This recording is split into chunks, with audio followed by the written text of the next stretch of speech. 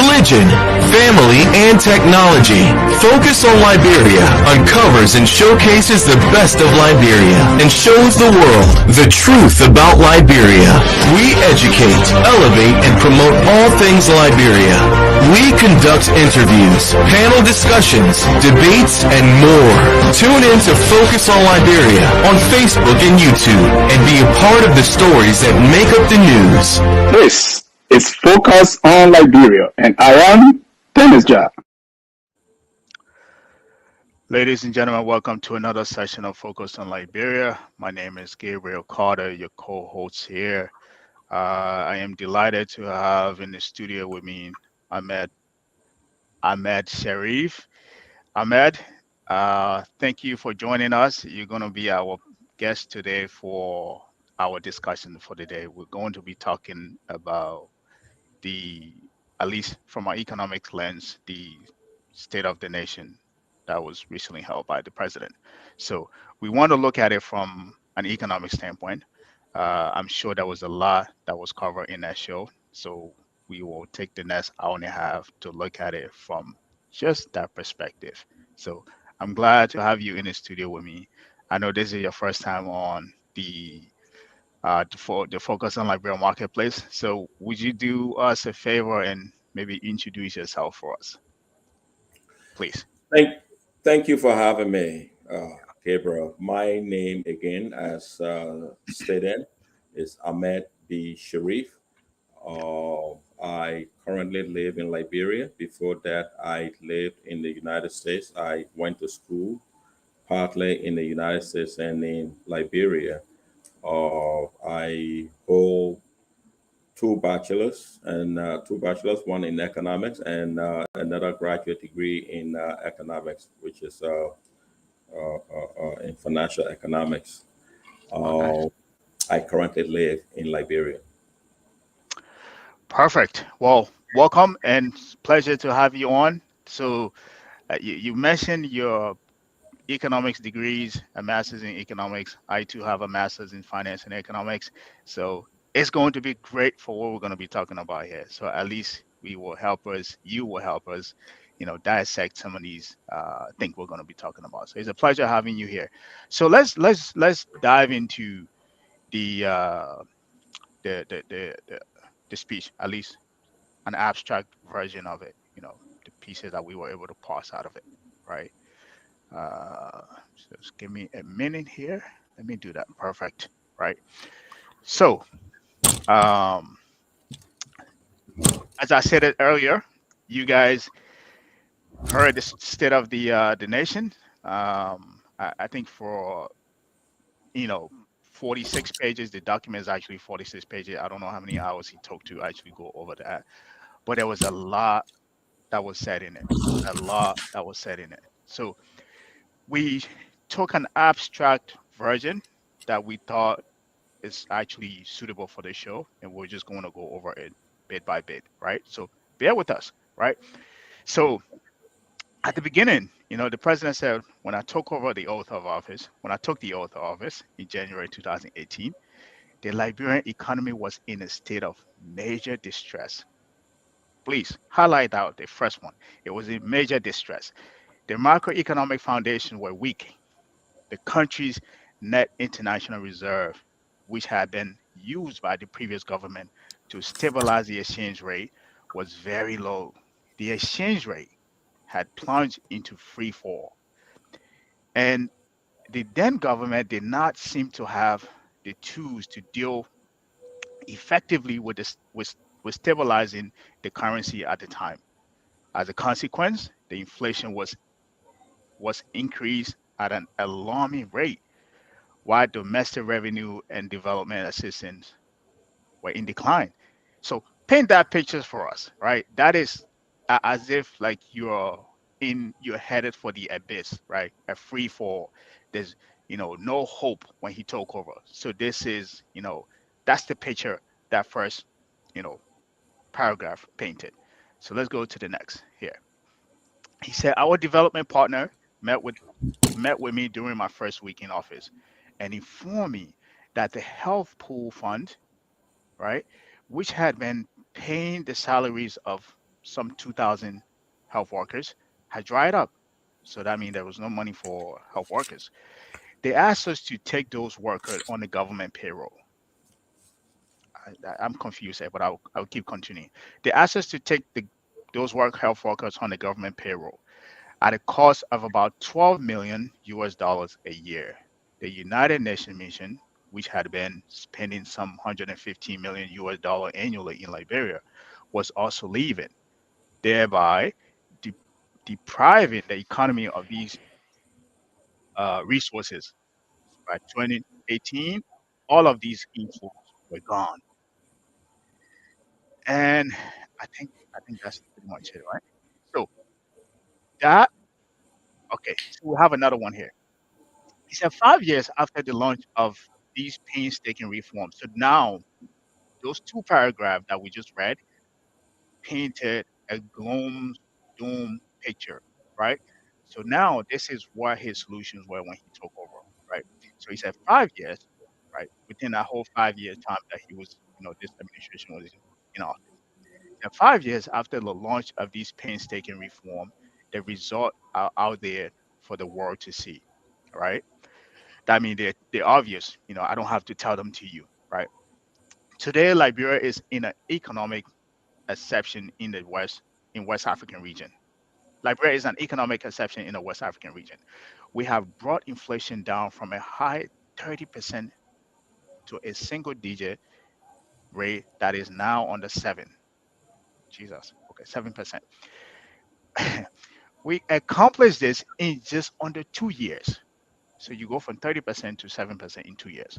Um, we accomplished this in just under 2 years, making it one of the fastest rate of inflation collapse in recorded economic history. Man, we also stabilized the exchange rate for one of the longest period, and we grew net international reserve to their highest level in decades.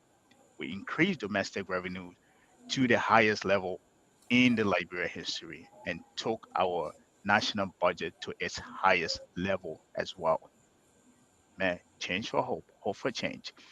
We established credibility with with government's finances and reformed the level of non-performing loans with the increased domestic revenue generated.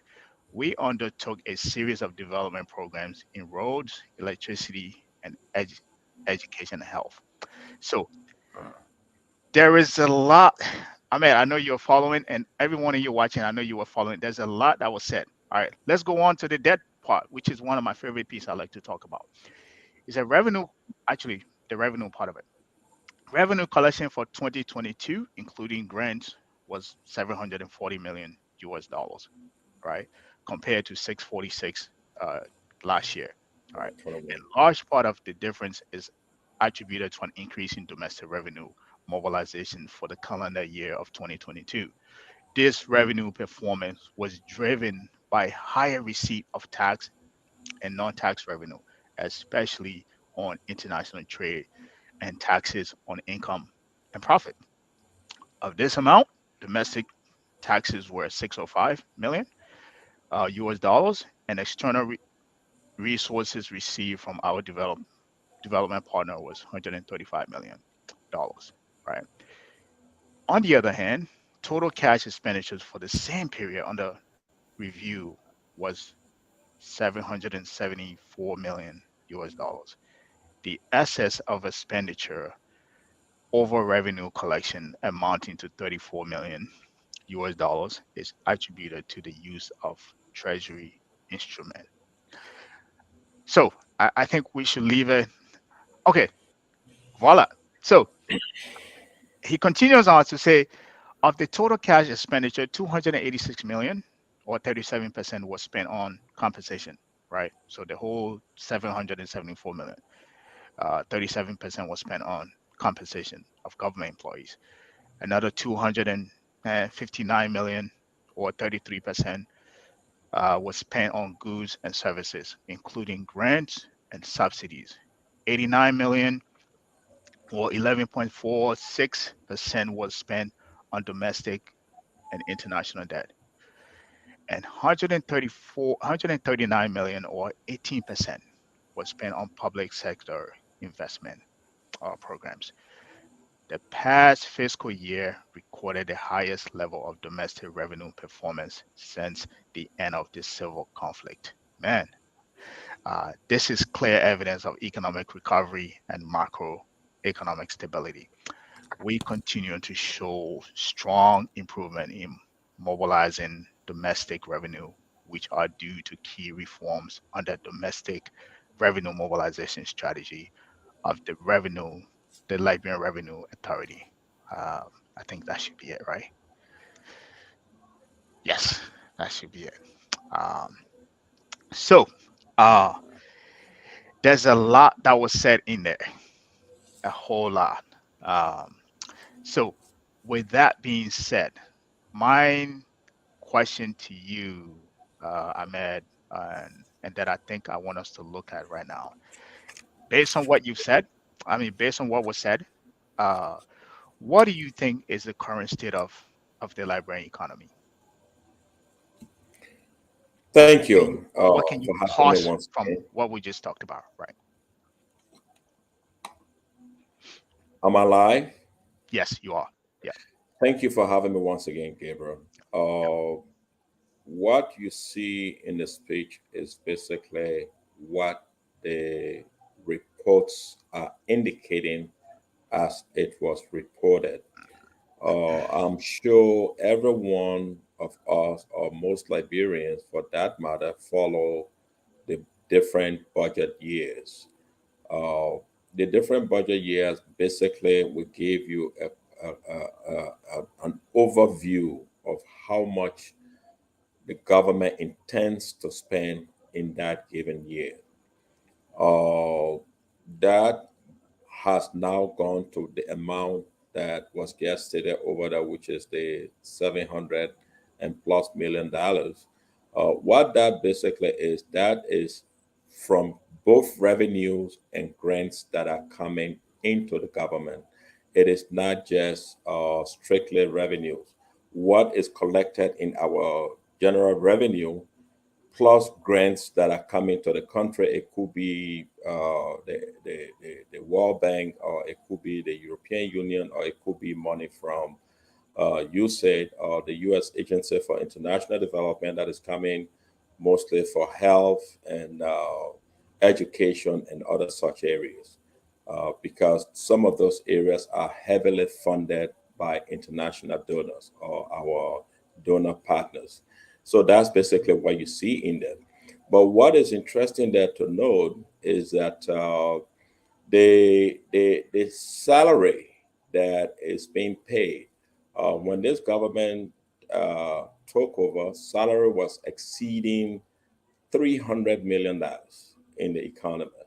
So what the IMF sat down with the Ministry of Finance to come out with a plan to reduce the salary level to below 300 million dollars. Now that figure is actually capped at I believe $397 million. Right now it's being brought under that level, which makes the country very comfortable because it is not extended over as far as salary is concerned. But that is the workings of both the IMF and the Liberian government. So the IMF sat down with the Ministry of Finance for year in and year out to actually be able to achieve some of these numbers.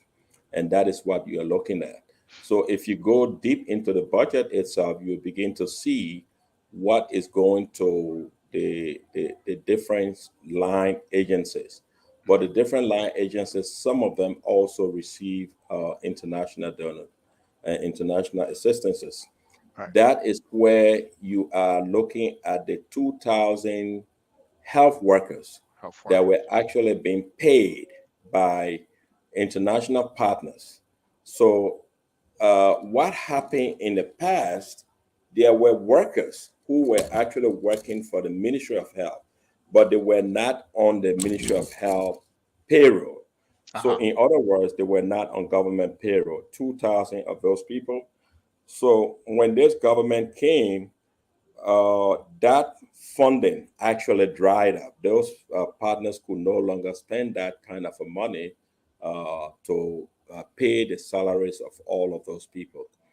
And the government had to work out some modalities to be able to bring all of those people and absorb them under the government payroll. So as you can see there, that amount actually came up to about $12 million for those 2,000 persons, because some of those people were medical doctors. Right. It may also interest you to note that in Liberia, medical doctors back in the days or before this government came to power in 2018 Mm-hmm. made the average salary of about $700. Now, this government saw it fitful to ensure that no medical doctor makes below 2,000 United States dollars. Right. So that is a tremendous increase in that salary. And that is also to prevent them Mm-hmm. from taking jobs or overworking themselves by working in all these different clinics so that they won't be tired the next day to even go to work. Right. Because it may surprise you to know that uh, in Liberia, as in the West, people are involved in several different things. Like if you are a nurse or you are a doctor, sometimes you have about two or three different jobs. And so you have to judge yourself between one job here and there. But Mm-hmm. if some of those doctors have a well paying job in their private practice, you know, they will not endeavor to go and look for additional jobs, which will actually take up all of their time to concentrate on the most important jobs they have. So that was actually to stabilize that aspect. Uh, One of the things that you were also, there are things that has happened in Liberia that people do not speak about every day. But a lot of times we look at the big ones. Uh, for Okay. example, some of the areas that the government has been spending money over the last couple of years just to improve the lives of students and make sure that everybody is able to leave high school and be able to register for the WAEC, the Yeah. West African Examination Council Mm-hmm. certificate exam. It's called WAEC. So Right. in the United States, for example, people take the SAT, and that SAT score will determine what college to go to.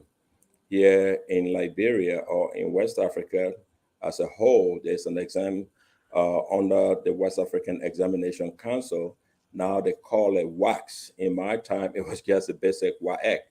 Mm-hmm. But that certificate exam will you will have to pass that exam in order to be able to go to college or Mm-hmm. be able to graduate in the first place.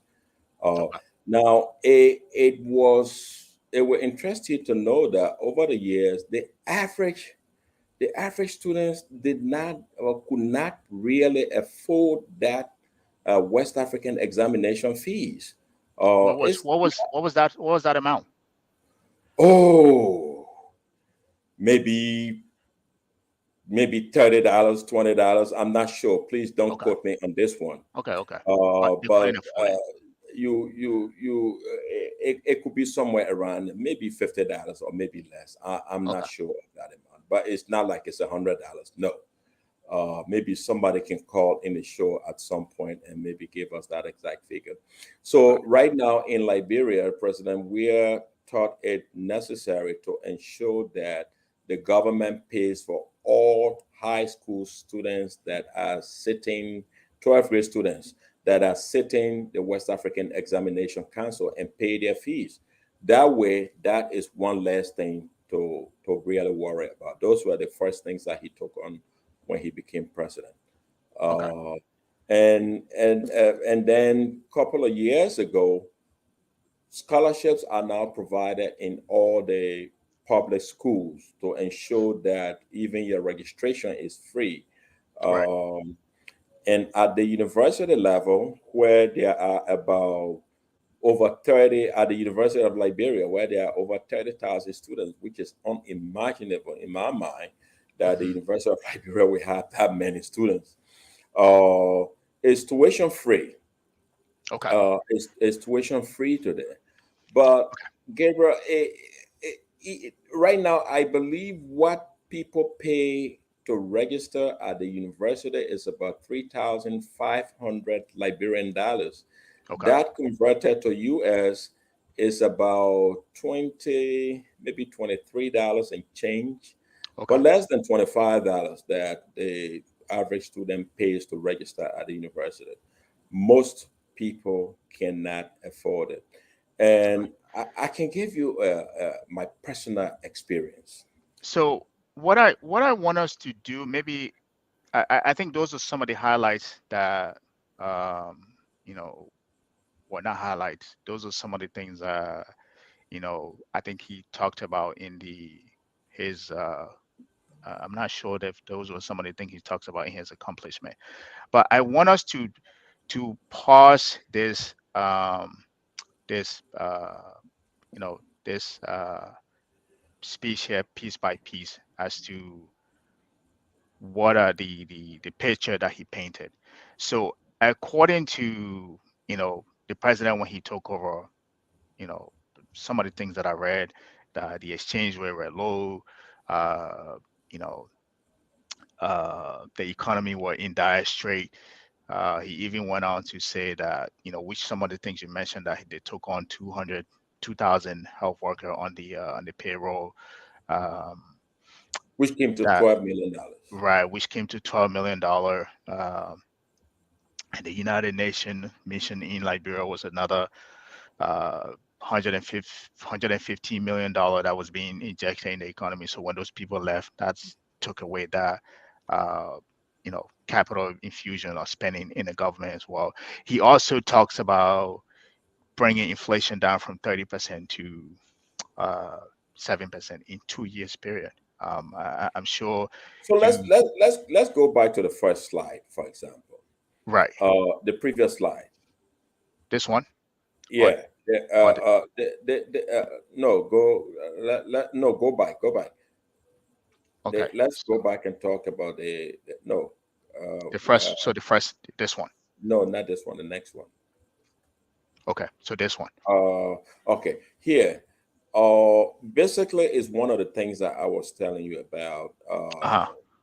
You know, when in 2018, when this government came into power, Right. for example, there were about 2,000 health workers. Health Okay. workers. These were mostly nurses and other, specialists that work for the Ministry of Health, Hmm. but paid by international partners. And one of the things that this government was hit with, those partners were no longer able to continue to carry on this program. Because remember, in 2005, when after the war ended and a new government, elected government came to power, there were a lot of goodwills towards Liberia. But sometimes people help you, like you and myself, your parents do everything for you for 12 years. And when you get to after 12 years, sometimes you become a little independent. I'm sure that would be the assumption. So maybe in the development partner's mind, this after 12 years, the government should not be able to take on some of these things here.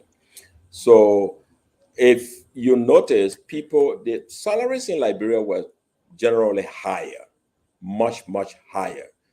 Some people were making 15,000. Some people were making $20,000 Right. in Liberia.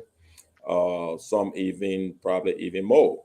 But if you are actually being hit by all of these things, number one, IMF is on your back that you have to bring down your payroll and also be able to include these 2,000 people, for example. But these 2,000 people are not the only people that have to be included. there were the way the Liberian government was running before. There were government workers who were not necessarily on government payroll, but instead they were getting special allowances. So They call, technically, that's what it is. Okay, so yes, for that's what this for quoting is about. So right, just the healthcare situation alone came to about $12 million. $12 That's million what. dollar, right? Yes, And that came to about $12 million. that bloated. I think from what he's trying to say here is this added $12 million of expenses to the expenditure, right? Yes, Now, that it and basically increased the expenditure by an additional $12 million. $12 million. And he also Yes, went on to say there was, the United Nations mission in Liberia was spending some $150 million 115 million. dollars. So when they left, Yes, that depleted that from the economy, right? Now, to your point that you're making, that I understand these people, these 2,000 people were, you know, I don't know if they were federally contracted with the those nonprofit organization, or they were working for the government but they were being paid by that. I understand that can be absorbed, right? So I understand his argument that, hey, it will add expenses, additional $12 million expenses onto the expenditure, right? But the the economic dire straight picture that he painted, that the economy, the state of the Liberian economy was in major distress, right? yes, Eh, and right, I wanted to discuss that aspect first before going right. So to let me right, so that I'll additional give you the aspect. opportunity to do that. The macroeconomic foundation were weak, right? Yeah. This, to his point, that was in 2000, I think 2018, which is the year after he took over, right? Which is right. It wasn't as dire as he took it to be. It wasn't as bad as he painted to be, right? The country and net international reserve, which had been in, which had been used by the previous administration, right, the previous government, to stabilize the exchange rate, was very low. So he claimed that the reserve was low. That is not. That is inaccurate as well. The exchange rate had plunged into free fall when they took over, that administration took over. That wasn't true. The exchange rate has already, the higher it's gone, it has gone was to one, I think 170, 175, right? So No maybe more that's than why that. he's right. It's That's gone maybe to that's why he's 200. right. It went to Maybe that's 200. why he's referring to here, right? Yeah. Right. And the two to deal effectively with stabilizing the currency at the time. I mean, there was no tools. From an economic standpoint, you and I can get into that in terms of the tools that are available to either the government or the central bank as well. As a consequence, inflation was, you know, was at whoever wrote that English was increased at an alarming rate, while domestic revenue development assistance were in decline. Now, pay attention. The domestic revenue development assistance revenue development assistant. So those were the picture that were painted. Now I want you to speak to this very uh, Aspect. aspect of it, right? Okay. Thank you once again, Gabriel. Uh, I am going to tell you as it is. I came here in 2018. In Hmm. 2018, the exchange rate that I met on this ground was 1 to 150. Hmm. 1 US dollar to 150 Liberian dollars. Now, whenever Christmas or the holiday seasons was around, there was this increase in the exchange rate that took place in the country. And that went on for actually about 3 to 4 years, except the last 3 years in a row that I observed that. The exchange rate would plummet by November, if not late October, to 190, 200, and it would peak at about 200 in December. By the time the Christmas season is over, it would begin to what? It would begin to fall again to 150. That happened continuously. Now, what is inflation in itself? Inflation is general increase in the price level. But what will lead to the general increase in the price level? What will lead to the general increase in it is also fluctuations in the exchange rate. If exchange rate is not stable, the traders, as we may call them, are going to have no stable prices on their commodities. So in those years in Liberia, there were no real stable prices on commodities. In fact, people price commodities as they wish to, except where they really needed to sell those items. And sometimes they will actually uh, increase the price not only in the Liberian dollar, which is going up, which is actually going down in this case, even though the exchange rate is higher. So it means the value of the money has gone down. So the price goes up. But that's not what they were doing. They were also doing that in the US dollars. So there were times that, Liberia Go ahead. had an Go ahead. I'll be right underground. back. Go ahead. Just go ahead. Sorry. Liberia has an underground market, and in this underground market, people pretty much control the economy as they like to. During those months that I was speaking of earlier, people will actually buy all of the Liberian dollars on the market and hold onto them, so that they will sell it later on for higher profits and be able to get more value on their US dollars. So that has been the trend. Uh, yes, tools were used to actually be able to curtail those kinds of maneuvering. Uh, People do currency trading all over the world. People trade currencies, call it money market. But in this case here, it wasn't done through any kind of legal financial channels. People were using, basically, they were holding onto the money and not releasing it. So if I have $10 million in the bank, I will change all my money and then hold on to the Liberian dollars, so that when the rate so that after the season I will go back and change it to US dollars and try to get more US.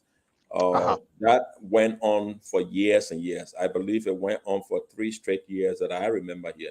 So of Okay. course the prices were not stable at all. People basically would wake up one morning Yep. and just determine what their prices were going to be. Now, in some commodities that did not happen, like in the price of gasoline. Why? The price of gasoline is basically controlled by what? By the central government. So they will give you the price in US dollars, but again, the price in the Liberian dollar will be corresponding to the exchange rate on that day. And of course, people will always maneuver in all of those things and charge whatever they wanted to charge. So everything was just two different prices. Sometimes there were just talk that if you buy in US, you save. Whereas if you buy in Liberian dollars, you'll be losing a lot of money. So those are the fluctuations in the market that the president was speaking to. Right. So from in I think you give a little bit of a you know definition in terms of inflation, what causes inflation, right? Which is uh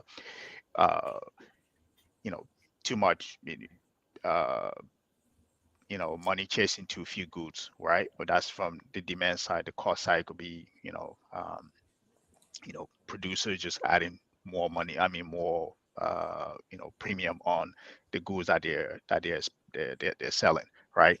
Now from that standpoint, would you say that that's what caused the inflation in the Liberian economy?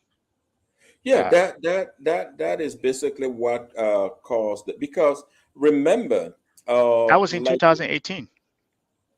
was that? That was in 2018. No, this happened actually over the period of 3 years: 2018, 2019, 2020. Now, in December of 2021, the rate did not really change. It remained at I mean, it remained at about 150. But before that, it will go as high as 200 Liberian dollars to one US dollar. Now, basically, Liberia has dual currency. If everything is charged, basically the base charge is in US. So if the exchange rate is whatever it is today, then the price of that item will be based on that. So in that case, you're going to actually be spending more Liberian dollars. But remember, there are average people, or there's an average a group of our society that don't really have access to US dollars. Right. So That's even what I'm though saying. That has, because of that, that has no bearing on terms of, the inflation, unless you're saying, it the cost does, of, because your unless you, salary remains the same. It does have a bearing on it. So let's say you are making 20,000 Liberian dollars. When the exchange rate is at 150 to 1, you are making basically 100 and what 100 and whatever the five equivalent is. thousand would So be what? 5,000 would be about $30. You are making about $130. You are making a little over so $130. If it is what? 150. But if that same money is now at 200, so instead of you making 150, you are making only $100. so what So I'm trying, therefore, right, what I'm trying to get to here is, uh-huh. so when the president came in, he said inflation was at 30%. In 2 years, according to what we read here, it went down to, uh what is it, 30, it went 7%. back to 7%. What I'm trying to ascertain here, so from 18 to 2000, from 2018 to 2019, you and I both know what caused inflation in 2020 and 2021. Mhm. It was the pandemic, right? And the effect of it, right? The pandemic, the cost side of a pandemic, from a cost push side, right? Which you should know, that's what caused inflation during 2020 and continued to 2021, right? But from before that, 2018 to 2019, I'm trying to ascertain as to what what caused inflation in our country that the president was talking about, right? And also the most confusing thing that is there is what was done to bring it down to 7%. So we can maybe talk about that, and then we'll go on to. There's a lot to cover. Then we can go on to the to next. Uh, Next. in 2018, there was no there was no pandemic in Liberia. In Right. 2019, the pandemic started, I believe, in December of 2019. You're right. Yes, the pandemic created a different situation. But what I'm trying to tell you is market forces. There are several things that can actually create a situation in an economy whereas people just begin to do things differently. Consumer behavior, for example. I explained to you earlier, people started hoarding, hoarding currency. When did that hoarding start?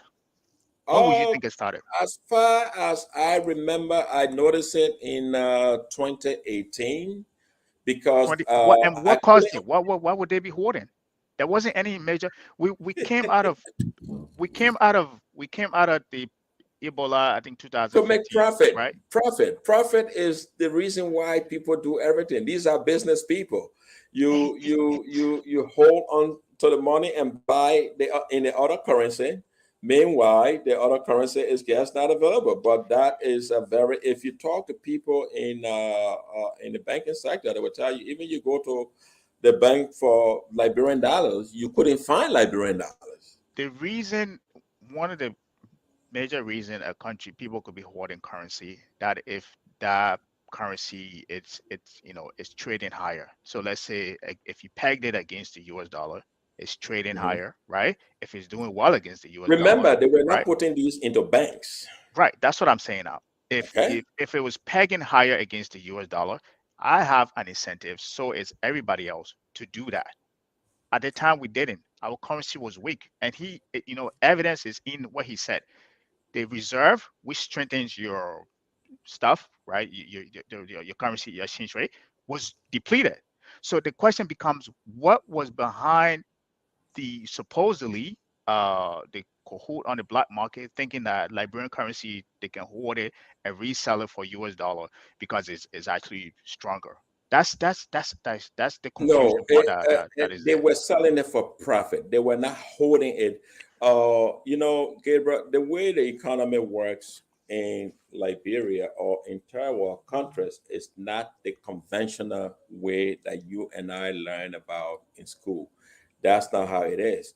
But regardless of that, people find clever ways to make Hmm. money, Hmm. just as the economic meltdown in the United States, where banks came out with clever ways to actually sell a particular product to people, even though they knew these people could not afford those products. And then they would go and take insurance against that product they are selling. And then the new buyer will also take insurance. And that led to what the 2008 financial crisis that you and myself came to know about. But people do, and even if you have a PhD in math, you could never understand the complex mathematical tools that were used to actually calculate those derivatives that were used to actually carry on those kinds of things. But what I'm trying to tell you, people, regardless of where they are, people are going to come up with clever ways to make money. Okay. But as I was explaining it to you, at certain time, they know this money will be in high demand. Of course, you will not see the Liberian currency, the Liberian dollar, on the local market. So what happened? The price it became more expensive to actually get it. You know, and when that time came, the market were flooded again, and then this rate stabilized. That went on year in and year out, and that will go on for 2, 3 months at a time. The real reason behind it is just simple profits. I remember there was a time that things were really tough because the average person that is paid in Liberian dollars, like I was trying to explain to you, uh, if your salary rate is say 2,000 Liberian dollars, when Hmm. that rate is at 150, you are making a little over 130, or 130 or something like that. Right. But if it falls down to 150, I mean, if it goes up to 200, now you are making only $100. So a lot of things for you. But remember, the general prices out there are high, and the prices are not really going to go down by any means. The prices continue to go up. But meanwhile, your salary just dropped by an extra $30. And, Where do and you get this money from? so So all of these things that led to a lot of unstable economic activity. and that's what I'm trying to say. Like you said, you're telling me that prices were higher, which is inflation, and that continue on. But what caused it? I don't want us to. There's for the sake of time, because it's just from what the president said Mhm. and what you're saying, it's just confusing. I too study economics. I have, you know, master's in finance and economics, right? I know from a basic economic standpoint what causes inflation, what causes deflation, what you can do to deflate your currency if you want to people to stop buying a lot, what you can do, what China usually does to have domestic spending go up, right? Up. So I know that part. What I'm trying to I can't wrap my head around China does is the currency manipulation. But that's what I'm anyway, trying go to ahead. say, right? They would That's a different deflate, thing. right, That's called currency manipulation. right, They set their exchange rate at a certain rate that what helps them, that particular country. That's a totally different thing. But go ahead. right. So what I'm trying to ascertain here, and I keep saying that is how, you know, if we didn't up to 2020, what caused the inflation, right? Because we know from December 2019, that's when the pandemic happened. Even in December, it wasn't no country, nobody was aware of it until later on in 2020. So we can't say, oh, Yes, in 20 early it started 2020. right early 2020, right? Mostly in March, That's when everything shut down. The inflation that the president is talking about, and which you keep alluding to, that prices were expensive, and because of people hoarding the currency, that's why that it's just not from an economic That, standpoint. It's just Gabriel, not. It's not. that is just one aspect that I'm trying to. That was one of the major aspects that created the general prices to actually go up. You may believe it or not, but that again, like I said, the conventional economic theory that you are talking about is a little different. But the way, first of all, in societies like this, a lot of things are actually based on the black market. Liberia, for example, the central bank will set a rate, but the exchange rate is controlled by a group of people that set their own things and do things their own way. Right. Okay. It's not highly regulated, because Okay. even if you try to regulate that, it becomes difficult. But Okay. that is one aspect of it. The other aspect is what the president talked about: the purchasing power. When the UN was here, there was a lot of money that was actually in the economy. And so when the UN went out, a lot of things dried out. And so, even for example, people that were renting houses for so much money could no longer rent those houses. And then when that happened, a lot of people were not able to really able to order the kind of goods that they were ordering. So that created a lot of different scenarios on the market where people had to go the extra mile to be able to bring those goods in and be able to sell it. How is the U.S. Inflation. leading? How is the U.S. leaving? The UN leaving, and the depletion of it making it difficult for people to import stuff. Right now, if you said that Okay. from Now a let me from a explain. Let me all right, explain that. let me let if you said from a depletion of extra 135 million in the economy, I understand that. If you say those people leave, the spending they used to take, they used to make within the economy, the houses they used to rent, the goods they used to buy, all of that money leave.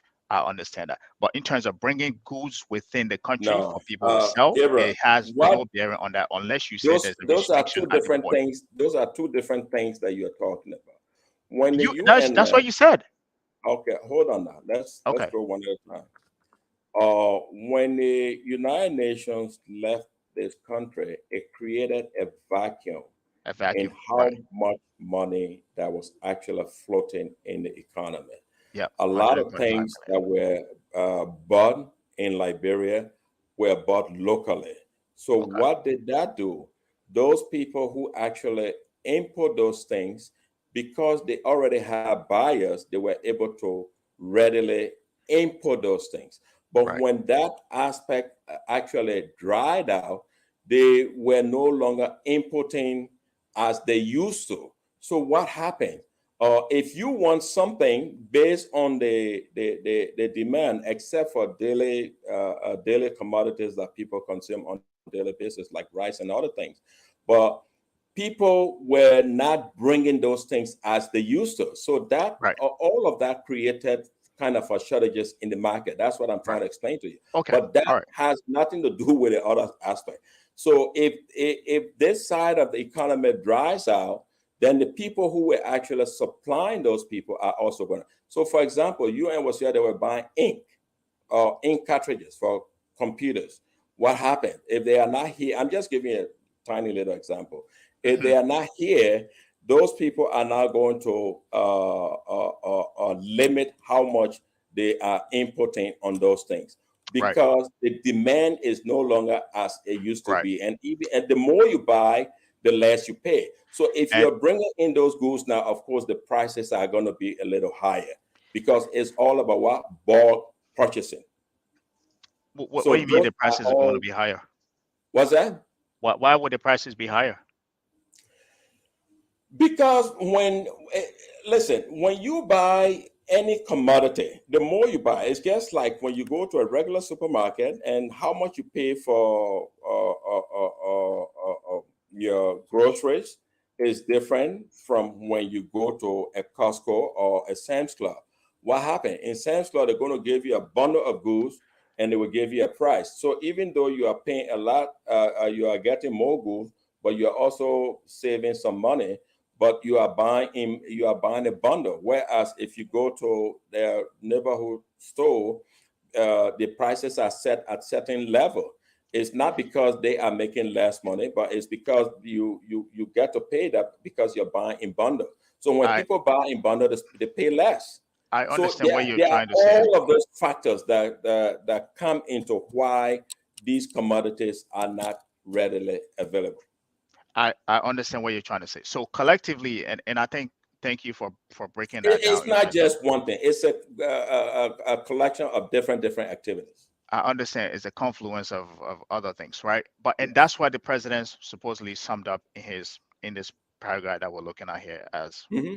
That's the basically what it is. collectively, if the collective effect was 135 million that left the economy, right?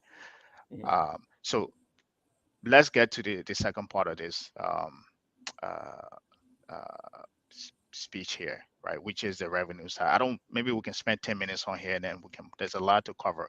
So from the revenue side, in 2022, the revenue collected was 740 million. 646 was the previous year. Domestic collection was 605, and he talks about the 135 million dollar from development partners, right? What do you make of this budget from as it is, and what is happening in Liberia currently? Well, in the first place, a budget is a projection as to Correct. what an economy intends to spend. Hmm. It's a projection of what you expect to collect in revenue. It's a Hmm. projection of based on this, this is what we want to take as our budget. Most of the time, budgets become realistic Hmm. once those revenues are generated. But if somewhere in the middle of that and you are not able to generate that kind of a revenue, then of course you're going to have a shortfall. Hmm. On the other hand, also part of that budget, as it is stated, is also from what grants, from grant from partners that goes to the different, line ministries and agencies. So if another partner decides not to give that, I mean that seldom happen. I don't see that as happening. But what I'm basically trying to say, everything here is just a projection as to what you project to be spending, Right. based on all of your revenue stream, what you are getting from the internal, from the Liberia Revenue Authority, from the Liberia Revenue Authority. I thought I was in a different place. From Yeah. the what you plan to get from the Liberia Revenue Authority based on everything they have on the books, and they tell you this is how much revenue that we are expecting to collect because we have X number of uh, uh, uh, companies in the country that are supposed to what that we are supposed to work with, and if we work with all of these people, this is how much we are supposed to raise. Right. That is what's in that number Right. that you look at. Right. Now, what has happened in the first couple of years, the budget or the revenue was really around $500 million. Uh-huh. But as time has gone on in the last couple of years, it has gone up a little bit because now there is more revenue coming in. The LRA has actually been working assiduously hard to ensure that all of the loopholes they have and try to close those loopholes to make sure that it is easier for people to pay their taxes. Sometimes even the collection of taxes became a problem, or sometimes even just the payment of your general taxes becomes a problem where you can go and spend the whole day. Now, today, you don't even have to do that. You could just go online and transfer, hit a button and transfer your money from your account to Liberia Revenue Authority and pay your taxes on whatever you owe. And for those that are actually bringing goods into the country, those things are assessed and those payments are made. So Okay. it's mechanisms are being put in place to make all of that easier. But So what has really happened in that budget, if I can just say in a nutshell, right. is that there are more revenue generation in Liberia. It has been going up as we speak. That's Yeah. basically what you see there. Okay. That from, if you separate the grant from the actual, money that is collected, yes, there's a little bit of increase. But the question that I want you to look at it here is, I know you live in Liberia. I don't know your living condition in Liberia. We have just talked about 704 million, or the 40. 777 million, 774 million being collected. What that collection, do you think that budget, right, as the in its entirety, from the revenue side to the expenditure side, do you think that benefits it from how it is being spent, the money we're collecting from a tax and grants standpoint, and how we spend it? Do you think that is being strategically deployed to benefit the average Liberian in our country? Well, the money is actually spent on programs, and when programs are actually put in place and executed, everybody benefits. The only thing that is free in life is the air that you and I breathe. But even the water you drink, you buy it economically. But yes, when the government goes ahead and builds, for example, the road called the Dual Community Road, Hmm. yes, the citizenry benefit from it, and that's how all of these monies are actually being spent. Now, before this government, there were a lot of roads that were actually road constructions and reconditioning, or sometimes pavement, Right. that were actually done by the World Bank and other, international partners. Hmm. Before that, Madam Salif paved the road going to Ganta, and that was through a World Bank project. And one of that was also done on the Rousey Highway, because all of these roads were extremely bad. They were paved. But as the population of Monrovia, particularly, and if not even Liberia as a whole, has increased, because a lot of people have been coming back to Liberia to live. So the population is really blowing up. But I can tell you in short, the average person with benefit, as you can see in the improvement on the Rawasfi International Highway Road right now, which is being elevated from a two-lane road to a four-lane road. That construction is ongoing now. It's Uh, ongoing, and it has stalled. no, I see people moving dirt every day, unless you have a different thing I that you was know. I was there last April, and April? yeah. Okay. What happened?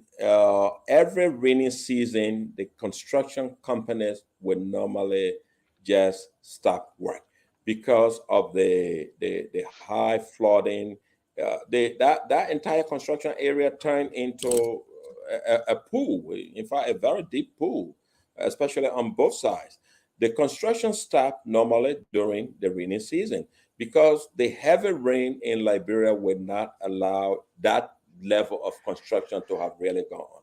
But I you talked about April. But I can I tell you that road construction has started again in November. I can, November, this I current November, and right I, now it's still going on. So you're talking about April. Yes, April, once it starts raining, road constructions are curtailed until the rain can really stop. That is very normal in Liberia. so But that um construction is on. I can tell you for a fact. I know And you, it's on. I'm not denying that it's not on. What I'm saying is it's the progress, right, at uh-huh. which is being done, or the even the aesthetic that, the role is being that are being put on the road. When I said I was there in April, I'm not just saying I was there physically in April. You know what I did? I drove from Corway to Sierra Leone by road. Some of these roads you're talking about, I like when I go in Liberia, I don't stay in the Morovia. I Some of which all roads I now? I mentioned only the Rafi Highway. that's what I'm saying now. I drove from the Uh-huh. airport to Cowes. So that's what I'm telling you about the road Okay. that is we supposedly the gateway to the country that is still ongoing. And like there are some part on the road that there is like you got to be very careful when you're driving there as it is being Sure. constructed in terms of the safety measures and all of that, right? The reason why I'm even telling you that I drove from Sierra Leone, from Liberia to Sierra Leone, you in the entire country, you live in Liberia. That's what I usually advise people that live in Liberia. Sometimes just on a Sunday or Saturday or Friday, you got nothing to do, drive around that country. Drive around, don't not the country, drive around Central Moravia and see the roads that you're talking about. Even if you don't want to do that, drive outside and see the outside of the city, right? I drove from Corway to I went through I think Bomi and then Bong, not I think Grandma Gibi and then Bomi, right? To get to Bo Waterside. There are some places the road still 5 years. There are some places when you get Okay. there, you have to let me Uh, finish. You have to okay. pull over to the side for another car to pass before you get there. Before you get back on your road. Okay. Get to Bo Waterside. You can do 80 miles per hour from Bo Waterside straight into Freetown. Guess what? They were building the road when I was there too. When I was going to Sierra Leone to Freetown, the level of safety precaution taken, it's what I mean, it's like light and day, they are light and day. So the continuity of the road is not my problem, but the effort being put into it to complete it and the level of quality that that road will become when it's done, you can tell from what they are currently doing Ga- right now. That is my Gabriel. problem. Right. Gabriel. Uh, the road, the Mana River, that corridor, that Mana River corridor, Liberia and Sierra Leone had an agreement. In fact, the Mana River came out with something back in the 1970s that was supposed to build a road between Liberia and Sierra Leone, and that road should also be paved. That road, I believe, was built in 1971. I believe in 1971. And by 1984, the road from Monrovia to Bow Waterside was paved, completely paved. It was paved in two segments. One was to pave from Monrovia to Todmanbury, which is Bummy Hills. And then there was another, which was, I think, a company called Abu. And then another one, which was from Clay Junction in Bummy County all the way to Bow Waterside. Sierra Leone just paved the road. Come on. They are just getting there. They just pave it. And I agree. I'm coming. I agree 100%. The bummy part of the road is extremely bad up to Clay. But listen, in all fairness, Bummy Highway has not been one of the highways that has been set aside to be done immediately. The president has concentrated on other highways. It doesn't mean that other highways have not been constructed. Hmm. Just as a point of information, I am out of Monrovia every single weekend to go somewhere, either in Bond County or in Grand Bassa County or in Cape Mount. But a lot of times I do take a lot of trips in Cape Mount. And Hmm. even that road, that Bummy Highway you are speaking of, they are doing some patches there now. How Okay. stable is that? I don't know. But those are not the roads that I was talking about. I was specifically talking about roads that have been done. If you are going to Plebo, for example, you will see that the roads over there have been paved. Plebo Government is continuated. There are some things that the government put in place, and this government continues. in There are Plebo things that this government will put in place, and excuse me, in Plebo, yeah, the roads are paved in Plebo. The streets in Plebo are paved.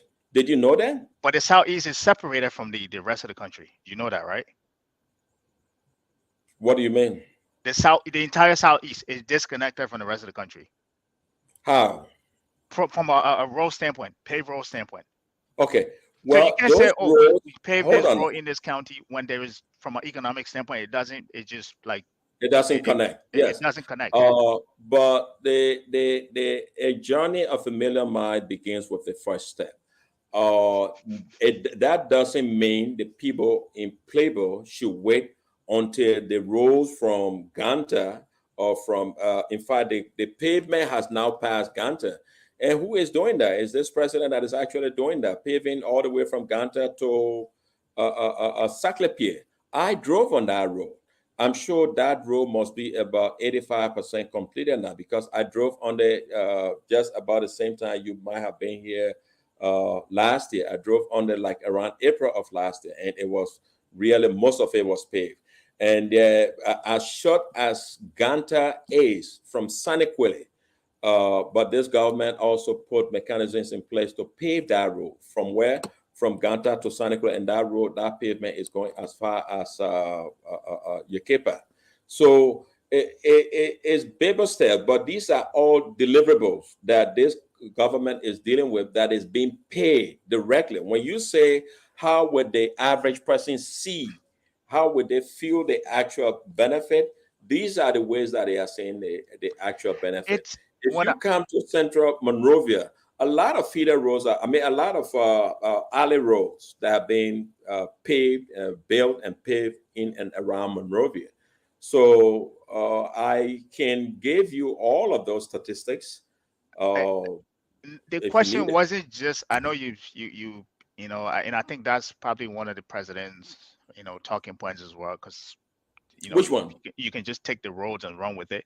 The roads are not. When I ask that question, I mean collectively as a whole, not from an abstract point of view, but from a Okay, collective. but I thought When I say how is the you were specifically yeah talking about road. Now I talk yeah about let road. You me said that's not it. So let what me else let me is it? land let me land when I Okay. asked that question, I said, hey, given the budget, right, how do you think the entire, even if you want to go back from the 2018 up to now, how do you think the average librarian has been faring economically? You continue Listen, to to explain the some of the that, and you took average. the road aspect and ran with it. But the reason why I asked that question, because I was going to respond to you. I go to Liberia every year. 2019 I was there. 2020 I didn't go. Last year I was there. So it's not from me asking that question, because it's, yes, you and I studied finance and economics. You can look at data and say, oh, these are the numbers that what is happening, this is what's happening. But it's also incumbent upon us to leave those data and compare it to the actuality of the things that is happening on the ground, right? That's the reason why I asked that question. From the numerical standpoint, you can look at that and it paint a glorious picture, but from a realistic standpoint, those numbers do not match the reality on the ground. And if that's what I ask you, what part of Liberia you live, because if you talk to people, everyday Liberian in our country, every single year since 2018, things hasn't been great from the business aspect of it to the average person standpoint. I think that's the reason why I asked you that question. But you took a talking point and ran with it. But go Okay. ahead. Gabriel, here are some facts and figures that I can give you about how the average person will benefit from those revenues that you are talking about. This government, through the Ministry of Development Planning, is now paying the WAEC fees for all students throughout the country. The government, through the Ministry of Finance and Development Planning, is now paying tuition for students, all students at the University of Liberia. That's how people are benefiting. The online registration process at the university is being optimized, where people can go through Wi-Fi system and be able to register. Uh, but here is something that Mhm. even you are not saying. The educational system. This government has reviewed and improved the K through 12 educational system in this country. Now that the passing rate of the WAEC that we were talking about has increased tremendously. it's not what it used to be, where people were failing at, where people were passing at about 50%. Today, majority of the students are passing their examination, high school examination, their high school examination. There are a lot of other things of that nature that are happening. The pavement of road that I was talking about is not just one aspect. Uh, Beyond that, this government has also seen to it that over 2,000 streetlights have been erected in and around Monrovia. Before 2000, before that, Monrovia was a dark city. You know, it was very dangerous to drive at night because you couldn't even see anybody crossing the road. But Oh today, wow. was that? I said, oh wow. Yeah, I mean, if you drive, the reason why people erect streetlights because it becomes difficult to actually drive if there's no additional lights on the road. But Okay. today there are more streetlights on the roads in Monrovia than it has ever been. So these are actually tangible deliverables that we are talking about. We are talking about also construction of housing units throughout the 15 counties. Some of these projects are still ongoing. For example, if you look at the new sports park that was recently created, there's a housing complex there. In his infinite wisdom, the president saw to it that That people is living in not those areas were development not that taken would out of their homes. That's that is how not the people are benefiting. Excuse that me? that is not development that would transform a person's life. A But you're sports park, asking me how is that this? is that as if You, I live in a city and the city just built a park, a I'm playground, talking a about play housing units, a playground. 568 housing units. I'm talking about listen, let's not do Who's getting selective. those housing units? The very people who live over there. It's not the different people that they are calling. The housing units that were built in, say, Nikotan, they didn't bring people from Pinsville to come and put them in there.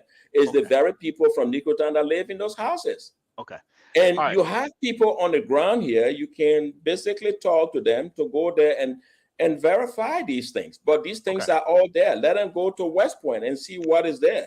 Let all them right. go to the sports park. You will see that there are housing units, and those are people who were actually living, who were basically shacking on those land, and now they have brand new apartment that they can live in.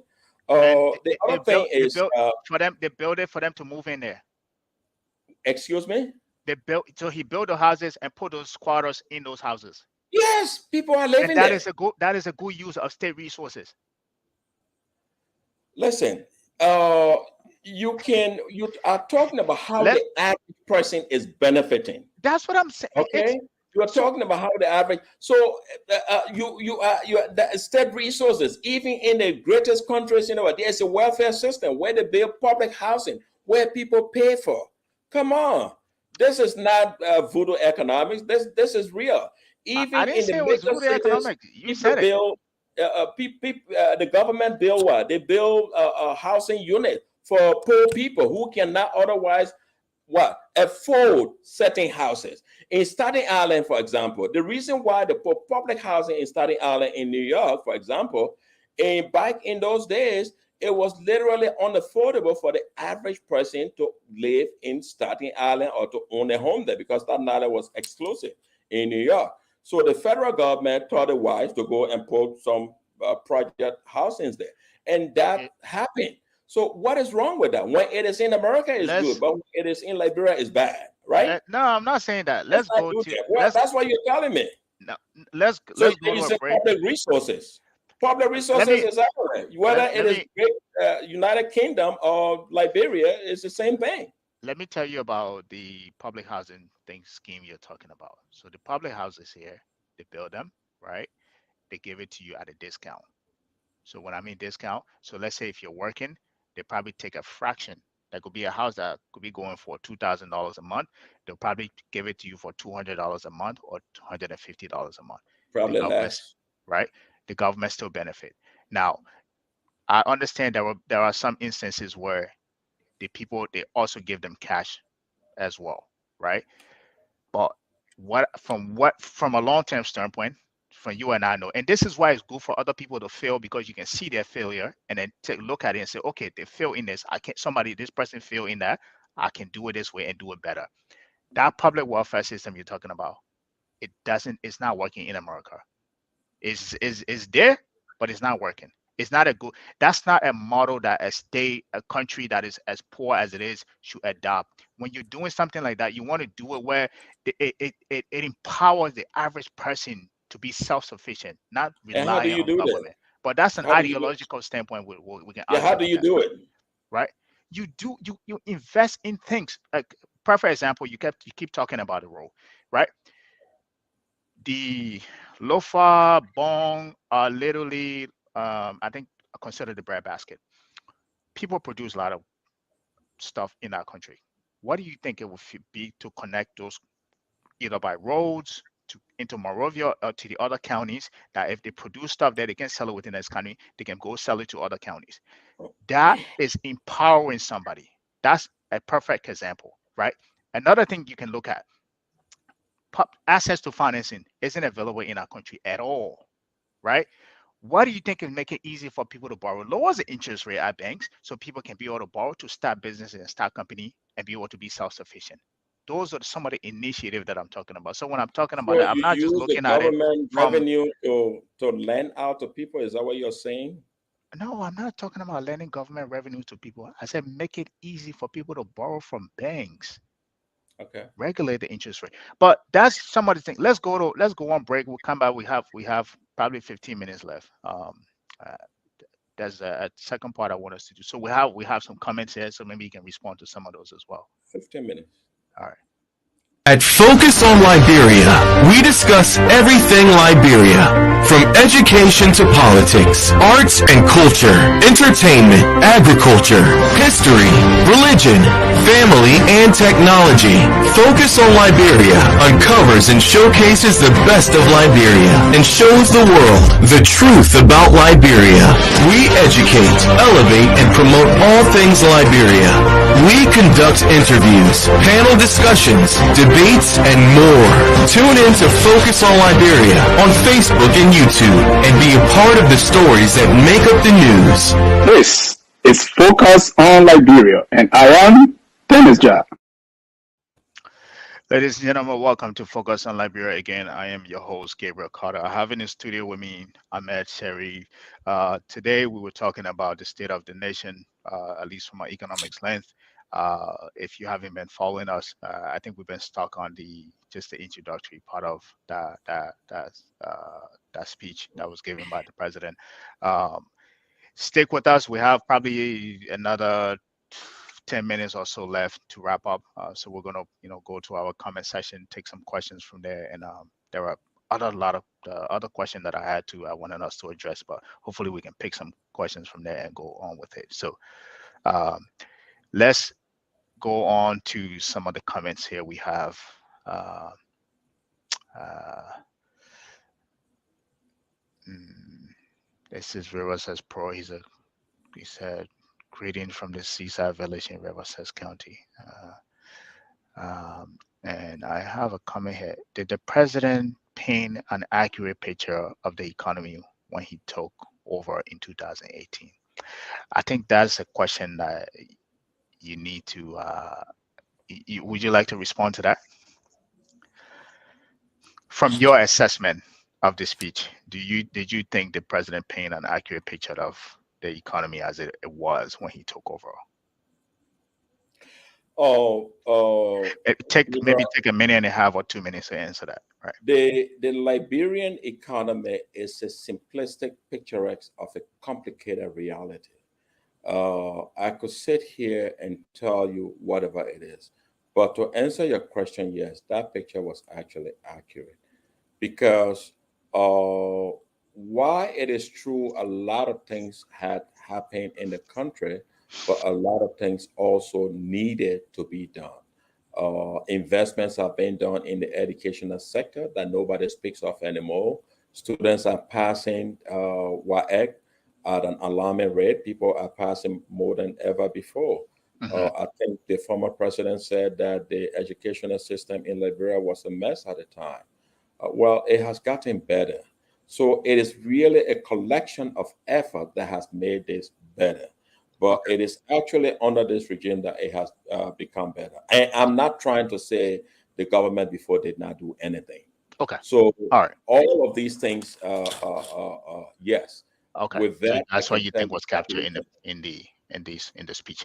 I know I beg to differ on that argument, and the reason why is because you can so quality over quantity, right? We may be passing a lot of supposedly students who are passing the wired, and you know, but the quality of education, the quality of people that were put in our economy, you can look at that as well. Yes, when he took over, he was, started paying for YFE and all of that. We can argue from an economic standpoint as to why that, it's not a good thing, but that's another show. So I will, disagree with you on that in terms of whether the president painted a good picture of what was actually the state of the economy when he took over. I think what he put in that speech at the beginning was just a lousy, you know, uh, gloomy picture that he painted So what do you to think the follow up economy with. was? The economy wasn't. A matter of fact, it's gotten bad as that. It was worse than what it was in In what way? 2018. In In what way? 2018, so we have, yes, and I don't want to. I would take just 1 minute to answer that. So when he took over, Mhm. right, all of the depletion that he's talking about, the reserve, that wasn't accurate. You know, inflation wasn't that high. What was it? The What was the reserve? inflation wasn't that high. So right now, in as much as we have revenue growth, right, what we have is a lot of expenditure. You know, lot of expenditure, right? Small businesses. How many times does this administration pass the MCC scorecard since Okay. 2018? We have to discuss one thing at a No, time. that's part of the Hold that's part of so on. let me say this and I will end, Mr. right? Tucker, The reason you why I ask you said why the let me say this and inflation I'll end. is okay. Go Right? ahead. Let me say this and I'll end. The reason why I ask you how many times the president passes the MCC scorecard, because that Mhm. MCC scorecard, even though it's one thing, but it gives you a subset of different department. And what are some of the things in the MCC scorecard? Huh? What are some of the things in the MCC scorecard The that economy, indicts president? one, Excuse me? the Uh-huh. economy, Uh-huh. rule of law, investing in Rule of people. law. Yeah, The rule what? of law. Have you Uh-huh. have you checked the MCC scorecard, or should I pull it up here? Are you aware of it? Are you aware of Yes, what's in the MCC yes, scorecard? yes, I'm So, aware of it. right. So That's if why you I can, asked you the economy, and let's go into the economy since that's our topic tonight. What are the areas that the MCC scorecard spoke on that this government has not done well? so you want me to go look that up? Well, no, I'm I, I just the can top I of can your pull it head. up. I thought you will have it, They have but never passed the MCC scorecard. That's what I'm telling you. so I don't know what if does you're that aware. say about the economy? I mean, we can all disagree, but then let's present some of the facts that we have. That's what I Tell me said. exactly I where can go in the pull this MCC up right now and scorecard share it on the screen that here. this government did not make it. Now you are saying you disagree with the rate of inflation as it was reported. Mhm. So what do you think it was? That was my other question to you. So If you don't think the picture was as rosy, then what were the specifics that so you're really talking about? So let's let speak on those specifics. I will speak to this one specifically, the inflation part. So the president, according to his speech, the inflation was at 30%, and within 2 years, they brought it down to 7%. Right? Did he talk to you? Did he mention anything about how that was done? To me, no, I don't meet with him. No. No. Okay. No, not me. When I said to you, is Oh, what I mean okay. in the speech. No, Do you listen. think the central Listen, bank has the tool to I'm- to let me I'm getting to what I want to get to. yeah, Do you go ahead. do you I'm think the listening. central bank has the tool to fight inflation? We don't, first of all, and this is why I said you and I have economic I background, think we they have finance do. background. We don't have control over our interest rate. We don't have the ability to set interest rate, to say I'm going to raise interest rate or lower interest rate. That's one aspect of it. we don't understand our own economy, the only data we go by is what is put out by the IMF and the World Bank. You tell Liberian right now what is the unemployment rate in our country. They have no, even go to any economy within our central bank and bring them on the show and ask them what is the actual unemployment rate in our country. Because How do it's you not a control? central bank that reports the unemployment rate. It's not a Let me bank. finish. Let me finish. Let me finish. Let me finish. How do you control inflation? You take inflation down from 30% to 7% without knowing anything about your economy. So does that, from that aspect of it, do you think that actually reflect what he actually reported in here? Are you asking me? It's a question to you. Okay. In the first place, Mr. Tucker, it is not the responsibility of the central bank to report on unemployment rate. Not report on it, but control it. The Control central it. bank. Yes, that's one of the mandates. Gabriel, that's a fiscal policy. That's not a monetary policy. The Jesus central bank Christ. is dealing. Yeah, I'm coming. Listen, in macroeconomics, there are really two different branches. You have fiscal economics, and then you have macroeconomics. I Now, know the things. difference. What are the Okay. mandate? Just tell me the mandate of the central Yeah, banks. but you are talking about unemployment and central bank. Central bank does not deal with unemployment. That's I said basically what I'm trying to say. employment. If you Central bank, the central bank of a country is not who is responsible for employment or employment data or unemployment. they It's are not a not bank. responsible for that. The one of the mandate, I keep saying this to you. One of the mandate is to get to full employment, reduce inflation, keep inflation within a measurable level, right? Those are one of the those are some of the those are Inflation, yes. right, Central bank is responsible for inflation. So let's right. speak on inflation. So what are you saying? Because you can't speak on inflation and go to unemployment because those two things, there is a trade-off between inflation and That's unemployment. what I'm saying. The And they are central bank dealt is with in responsible for two the two. different categories. Right. So what is your question? The question you were arguing with me that the central bank has nothing to do with controlling unemployment and employment, Unemployment, no. and I'm telling It's you not a, that that is one of the mandate. I don't know about that. Would you agree with But me or would you not? I don't know about that. You don't know But about that. I disagree with that because You in have any, you have an economics, a master in economics. You my don't know friend, that. Gabriel, Did you the central bank has nothing to do with employment or unemployment. That in the U.S. that you live, for example, is the Bureau of Labor Statistics that deals go? with I that. didn't Is a say they have to totally do. I different said the area. mandate. The mandate. What is my One of the mandate mandate. to lower unemployment rate? The bank, Go the go central to bank. I don't have to argue for the sake of you and myself and the audience.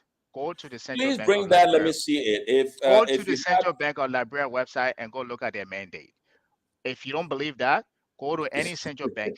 That's what a central bank's when supposed you to say do. One, any central bank, then I am really confused because go in go to Liberia I'm coming. Central Bank website. Let's talk about it economically. You and I Okay, know. I will leave that to you. Okay, Right, let's talk about it economically. right. The area of macroeconomics is actually divided into two. You have fiscal policy and then you have the monetary aspect. The central banks normally control the monetary aspects of the economy, whereas the fiscal aspect is controlled by what? The Ministry of Planning. In the United States, for example, is the Department of Treasury. Uh, Now, that is broken down into different segments where unemployment, and those kinds of things. There are agencies that are set up to actually look at those numbers and monitor those numbers, which has nothing to do with the central bank. The central bank, on the other hand, is dealing with things like money supply, interest rate, uh, uh, uh, uh, uh, and those kinds of things, which is a huge area that they have to deal with. Inflation as But well. if you Would you say say inflation? inflation is also under central bank. Yes, I'm not Okay. giving Do it you any know what particular. contribute to inflation? Yeah, there are several things that contribute to inflation. For example, if you print too much money, that could lead to inflation. Yes, that's just one aspect of it. if prices go up, that's due to inflation. Do If you people know? are not, Do you know that spending also contribute to inflation? Essentially, well, spending. if the income is higher, the more money you give people to spend, they are is going to lead to inflation, because then you have too much to spend. So Okay. sometimes they cut down interest rate to what? Minimize spending. Do you know what is happening right now within in the U.S. economy? Maybe I want the reason why I'm asking you this question, because I want to tell you that one of the mandate is keeping full employment. One of the mandate of the central bank in And that Liberia is too the is Federal Reserve that keep full employment in the U.S. thank you. You understand. So is the Liberia. Go That is to the news to website. me. Go to go to the Liberian Central Bank website. That is news to me. Okay, that's what I said. Go to the website. I follow these Listen, things. I know that. going to the website is one thing, but It is. That's what I'm saying. It is there. it is That's what they're their supposed to do. mandate. Now, whether they do it or not, that is a failure on It, their part. listen, let's look at let's look at things, Mike Gabriel. When it comes to unemployment, that is strictly a fiscal issue. It's not a monetary policy issue at all. So when you say it is the bank that has the mandate, that throws me off a little bit, because that Wow, tells me that I don't know what I'm listening to, but wow. I don't know where you saw that. Maybe you saw it on. You say you saw it on the Central Bank of Liberia website. Maybe it's there, but I don't know how to explain that. That it is the mandate of a central bank to actually control unemployment, whereas they are actually dealing with monetary policy. I don't know how those two things can really come into play. So you Maybe think that's only, new only, economics. only monetary policy the central bank is control with is task with. What? Do you think only set monetary aspect of it that the central bank is Central bank is strictly monetary policy. strictly monetary? Central, strictly monetary. That's what it is. Central bank deals with monetary policy, and fiscal policy is directly under the Treasury Department. In Liberia, for example, is a Ministry of Finance. It's not.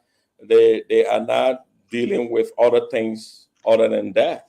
I give you references for you yourself, you Okay. and the audience. You can do that. For the sake of this time, let's move on. No, give me the reference right now. Maybe everybody. I told you go when next time maybe you'll be here next Saturday. We can talk about that. Go on the central bank website. Go look at their mandate. I'm not making Okay. things up.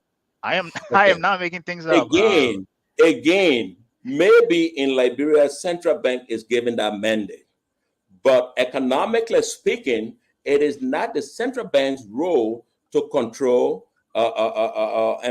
unemployment. Which That's not their country? area. Which country? I'm talking about in general economics. That's not in macroeconomics. That's not it. Tell me, you can quote all of the key players. That's not it. And Yeah, this is why, really, yeah, yeah, let's you're move on. Let's really move on. running with this. Yeah, let's move on. Let's move on. I'm shocked. Okay. So here's another comment here. He said, I disagree. I disagree. Prices should have dropped when Amir left because people didn't have money to spend. No, I didn't say prices drop. When all That's what mills he said. left, That's who what he said? said. He said That's what prices who should said? have dropped. Right. Um, Yeah. so this is Tukba. He said, Gabriel, your guess is not being fair. The public work minister said the contract for Field Highway is incapacitated. You want to speak to that? I Now, think you what were what what did I say? What I'm saying, the work is still going on. I am not speaking to the contractor. All I'm telling you that is actually a highway. What is that? Not being fair. That is a highway that is under construction. They are moving it from a 2-lane highway to a 4-lane highway. but he said the contractor is incapacitated. Do you know? Do you know what he's trying to say? She, you mean? It's, I don't know if it's a he or she. Okay. Oh, you Or mean the right, Tobacco? right. Tobacco. Uh, I don't know what I thought you talking about public work minister. The that contract, I believe, from what I heard from its inception, that work was supposed to have been completed earlier this year. But as it is, they are behind time. But again, one of the things that I heard from a well placed source, they had to stop work during the raining season because when it is raining, it becomes literally impossible for them to be able to do the work. But now that is something that is expected to have been completed earlier this year. I think they were supposed to complete it by March. Uh, as far as incapacitated, I don't know when she said that. I'm not, I don't know the status of the company. I'm not here to speak for the company. I'm just here to give general information on the fact that this road is actually being constructed, and as So we speak, right. people are there working. That's Okay. all. So what he trying where this person is trying to what this person is trying to say is the the contractor being incapacitated, meaning that there's nothing going on right now. There's that I don't know if you live in Gabriel, Liberia. you There's have no people. No, don't say you the live. Don't take construction away from me. stopped. You have people here. Send them there. Send them there tomorrow. This is My uncle word for supposedly it. from the public work minister.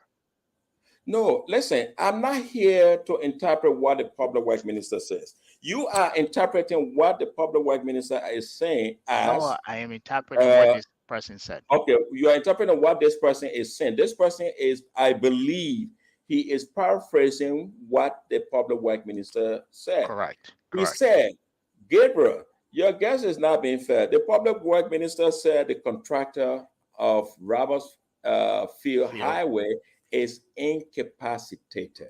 incapacitated is the word Okay. we need to Yes. underline. And then you are now trying to define that. All I'm telling you, don't take my word for it. Why is that so difficult? You have people in Liberia. Let them go to Roberts Field Highway on Monday, maybe tomorrow is Sunday, with their cameras and see where the construction is taking place. Let them come back and report to you whether there is work going on or there is no work going on. That's all. I think that is That's being very that's fair. that's fair enough. Fair enough. Okay, do Fair enough. that. Yeah, fair enough. I agree with you. So we have another person here, uh, Tasia Bambolo, right? Bambolo. Hopefully, I pronounced that name right. So where is the audit for? So supposedly, and this is, I think we talked about this. Where is the audit report for the $150 million the government met when they took over? Supposedly, from the opening statement Which of the sonar, right? The reserve was depleted, but there was $150 million there. So again, an accurate picture of what they inherited and what was the actuality of the economy at the time. So there was money in the reserve. It wasn't empty. okay, Gabriel. I don't know where we are going with this. I am No, these here. are just comments. These are I just am. comments. No, I'm coming. I don't know Right, where we are going with this, but I'm here as your studio guest. right. When you asked me where is the audit report, as though I came to speak on behalf of the government, where you have called the minister of this to come and give you a count on XYZ. I can't answer that. We are discussing basically some of the basic things that are out there based on what we see and based on our own personal experiences. I don't know about $150 million audit report. I don't know of any $150 million audit that took place in the first place. So I'm at a total loss. So So I'm so sorry, I don't know anything about that. okay, that's fine, and I think that's a fair answer as well. To be fair to you, however, the reason why the person commented on that is because of supposedly what was stated in the reserve by the president, the state of the nation, as in terms of this the condition in which he met the reserve. And this is why this person, I think when we were talking about that, this person actually commented saying that there was $150 million in the reserve. And supposedly, the reason why I brought up the question is, again, we're looking at the accurate, from my standpoint. I know from your end, it look as if you're defending, you may not be defending you might be just from your own self, the government in terms of the state of the economy that is, as it is and as it was and as it is currently. This is why this president commented. So the reserve wasn't depleted. There was a report that was done and there was 150 million there. Now, if you say that you don't know about any report or you don't know anything, that's fair enough. We can move on to the next question. I'm not trying to, beat you down for it. All right. So I think that is in terms of questioning. That's pretty much what we have for comments. There was a lot here I wanted us to talk about, but I don't. We don't have time. Um, One of the things I wanted to talk about was he talked about in the speech was the Revenue Sharing Act. With where shares revenue from the central between the central government and the local, state, county, right?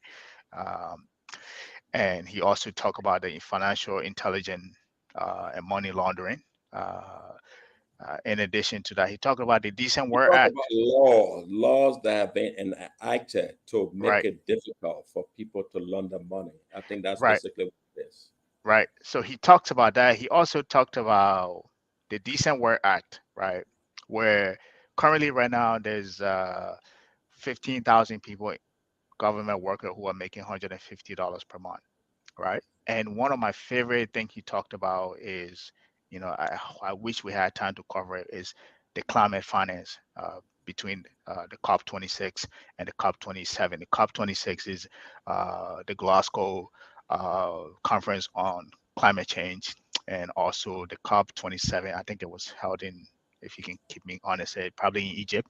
But those two conferences were actually specifically about climate finance. And Mhm. there's a lot that he said in there that I wanted us to look at from an economic standpoint, but I don't think we don't have enough time to go over all of that. But the the so he talks about, and the reason why I highlighted this thing, because I have a little bit of disagreement with all Did of you them. also highlight the Dual Citizenship Act?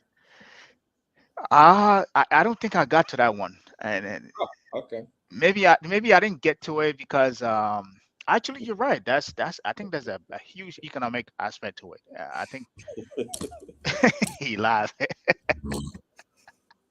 Listen, uh, You laugh because I think we're on the same page on that one. With that, I would listen. say this, that aspect I would give it to him, right? From an economic aspect, it is a Well, major if you can give it to me, then why you didn't talk about it? I, so let me be honest with you here, and I will be honest with the audience. I like to be fair for me, right? The Okay. reason I didn't get to it because as I was going through the State of the Nation, I probably glanced over it. I didn't see it from an honest standpoint, right? And if I saw it, I would have added it on there. I didn't see it, honestly. So I'm glad you actually brought it up. Gabriel, Gabriel, here is something I can say quick. Maybe we have to end the show soon. Right. Uh, Leading a third world country is no easy task. Uh, Even Madam Salif, when she took over this country, I think the payroll must have been like around 30 million, well, somewhere around there. But things were very, very different. But in her infinite wisdom, also, she knew that in order to bring the best people to work in Liberia or to encourage people to work, she had to pay them. But of Right. course, sometimes things change, times change. Uh, but running a country is not an easy thing. Madam Hmm. Salif tried by all means to pass the dual citizenship bill. She Hmm. was unsuccessful. I mean, President, we are also on the first and second trial. It failed. It didn't go through, Fair enough. but kept persevering until it passed. There are a lot of good things that happen within the country. So sometimes we can cherry pick which ones we want to go by. But actually, there are significant improvement from where this country has come from. Mm, I did not see the war in Liberia. I remember when I first came back in 1996 in Liberia. It was a totally different country. It was a totally broken country. And when mhm, I came back in 1998 and 2000, Broad Street was as dark as anything you can imagine. I mean, the whole country was just in darkness. mhm. You go on Broad Street, there were generators. Like just every store had a generator. Those little tiger generators, and that's all you saw. Mhm. Everything in this country was destroyed. Uh, Efforts are being made to actually restore some of these basic things. Madam Salif did very well, and President Weir is also doing extremely well in trying to improve on some of these things here. Yeah. But leading a broken country that came out of war Mhm. with nothing is not such an easy task. And to the point where we're talking about a dual citizenship act earlier, Yeah. uh, because you left this country due to no a fault of Fault your of your own, own. but only because you were running to what, maybe save yourself, and you went somewhere else. But in order to be assimilated into that culture, you have to now, become a part of the society to Mhm. be able to have access to a better life. That's basically what it is. But now, Right. because you have access to better life, then the other person say, "Oh no, since you got access to better life, then you're no longer part of us." Right. But then that also alienates a whole group of the society who are Right. on the other side. And part of our economy, people may like to accept or not, actually depends on people in the diaspora. Mhm. Because if you look at how much transfer payments are sent to Liberia, and 543 million this year. and Last that year. is Right. that is a lot of money. Mhm. Now, Mexico, for example, they protect their citizens. In fact, they said, "Well, you won't go, America, go."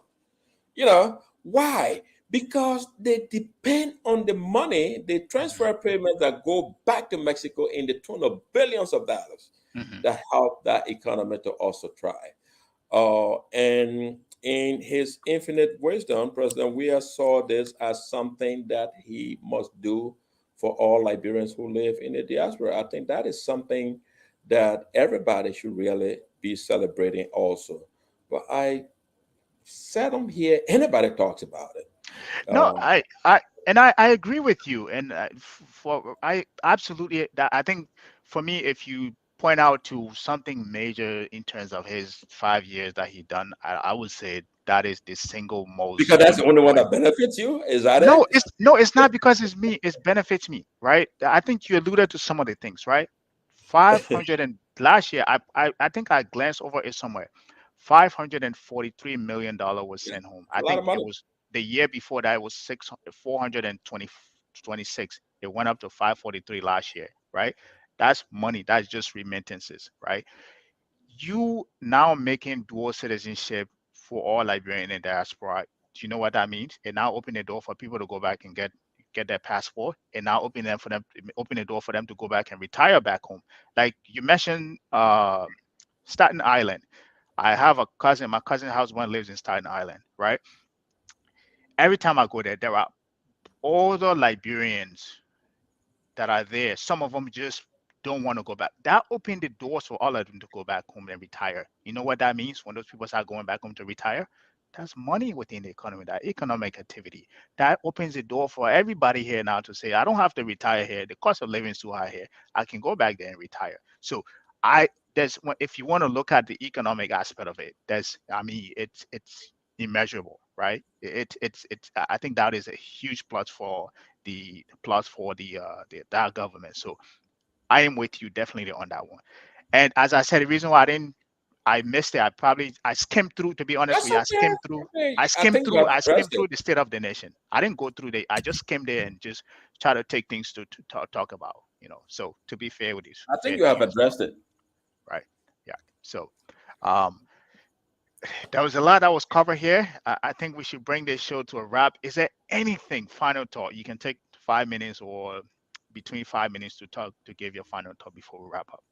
All Well, once again, I appreciate the opportunity to sit in the studio with you tonight, right. Right. Gabriel, Mr. Tucker.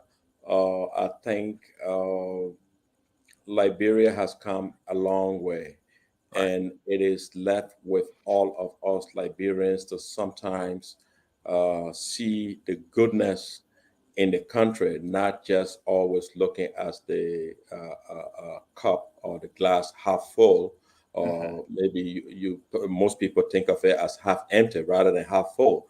Mm-hmm. Um, but in actuality, there are a lot of improvements that have taken over the years in the country, and there are a lot of things that are happening in the country. There is the society is now such that you don't have to worry about coming here and somebody using a law on you that you are no longer a Liberian. That in itself is a significant advancement. If Mm-hmm. you look at some of the advancement that this government has made, there is something about the CSLG that we didn't cover, which is the West African Power Pool, Mm-hmm. where there is now this power sharing, electricity power sharing between the West African states. So Mm-hmm. Liberia is now sharing power with Ivory Coast and Sierra Leone, not Guinea right now, because Guinea has not reached that from their border area, because their capital is very far from the border area with Liberia. Mm-hmm. But I can tell you for a fact that now there is stable electricity in the Nimba area, in the Bon County area, in Mm-hmm. Margibi, in Bumi, and Cape Mount, not counting Monrovia. Monrovia, they are still working to connect it to that grid. But Mm-hmm. if you are in the Cape Mount area or in the Bumi area, they are actually enjoying some uninterrupted electricity supply right now. And these Mm-hmm. are all positive things that are happening in the country.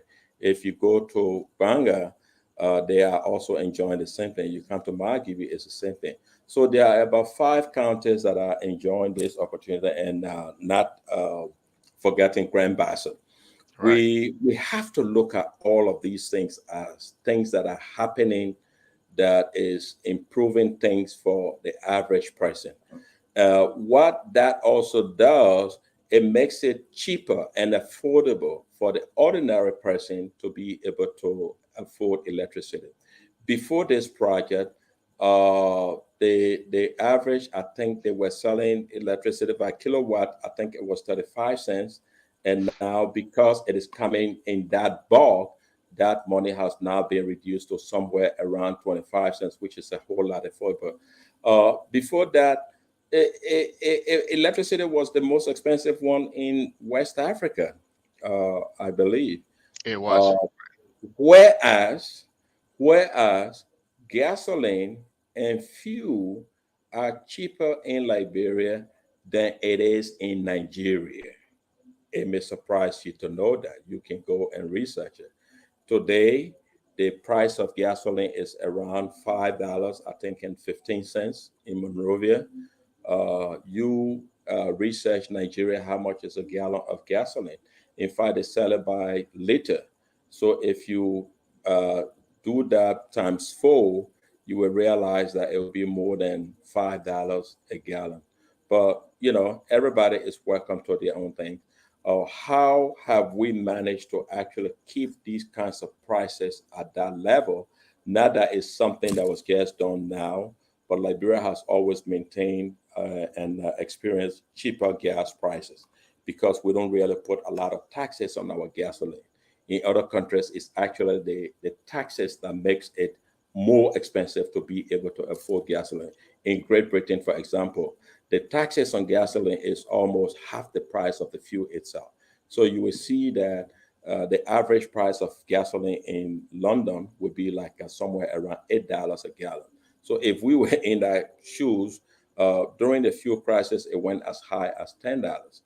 But again, their vehicles are more fuel efficient than some of the vehicles that we use around here, since we in fact use a lot of American cars also. But what I'm Mhm. trying to say in the nutshell, there are lots of good things that are happening in Liberia. We can always focus on what is not happening, but sometimes we have to also look at some of the things that are happening that will benefit or that is benefiting the general society as a whole. Thank Yeah. you. No, thank you. It was a pleasure having you. Hopefully you can join us again next Saturday. You become. I hope I didn't scare you away. Oh no, I can take you. Hopefully I didn't scare you away. For me, I have a opposing idea or view of what is happening in the country, And that's and fine. and That makes the conversation interesting because exactly right. everybody That's what can. If imagine, so if I had come here to agree with everything you say, exactly. then there will be no discussion. There will just be a Exactly. monologue, you know. Exactly. But And the reason why I will be very brief in probably less than 2 minutes, right? The reason being is because contrary to the picture that the president painted of what is currently happening in the economy, it's not being felt with the average Liberian citizen, right? Now he can make an argument to say, hey, when you invest in things, the return don't pay off until maybe a few years later. I can agree with that, right? Um, you talk about the roads that are in Liberia, especially in Central Moravia, are like around Central Moravia. They are horrible. They are horrible. Like you see, I my people are from Maryland, right? But my father grew up in Corway. That road that lead from Corway all the way up to the hydro there to Attington and goes to there's this major pothole, and it's part of Moravia. You like people take their time to go through those things, and for me, I think you go through that country, you see those things, it kind of, it sets you back, right? That's one. Additionally, the livelihood of the people in the country it hasn't gotten better since this administration took over. Now we can go over, like you said, we can go over and paint and beat this horse as to the things that could have been done that aren't being done, But in actuality, I think it could have been better, to be honest with you. From an economic standpoint, overall standpoint, it could have been better. The economy could have been better. Especially, I keep talking about the MCC scorecard. If you're looking at MCC scorecard, the things that we failed, the rule of law, the rule of law, we failed the rule of law. It, People having access to financing, right? Young investment in education for young children, all of those things we fail in those things. So for me, if you can make $1 billion or 2 3 4 5 billion, if that money is not benefiting the people around you, which is supposedly for the president, that's supposed to be the citizen, that $1 billion is worth nothing, right? So for me, I think in as much that we have this record level of revenue within the country, if that is not being felt within the country where everybody is thriving and being able to be self-sufficient, for me, that is not a thing that you want to sing glory hallelujah to. So for me, that's my take on that. And I enjoyed the conversation with you. I like the challenge. Hopefully, as I said, I didn't scare you away. Um, Hopefully, you can join us next Saturday again. I will keep you up to date as to what's the next topic is going to be for next Saturday. But it was a pleasure. If you have anything else, you can say it before we end the show. Thank you once again, Gabriel. And again, Yeah. I was just told about coming on this show this evening, I think All right. 2 hours before the show. And so I could not really prepare myself any better. Right. Uh, Maybe we can discuss the topics a week ahead, and then we Yes. can come Prob. and quickly Yeah. discuss whatever we need to discuss.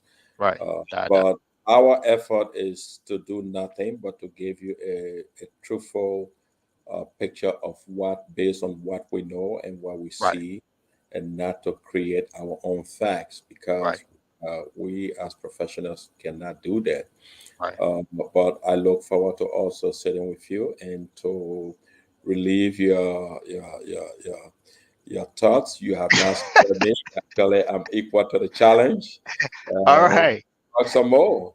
I like it. I like it. I like it.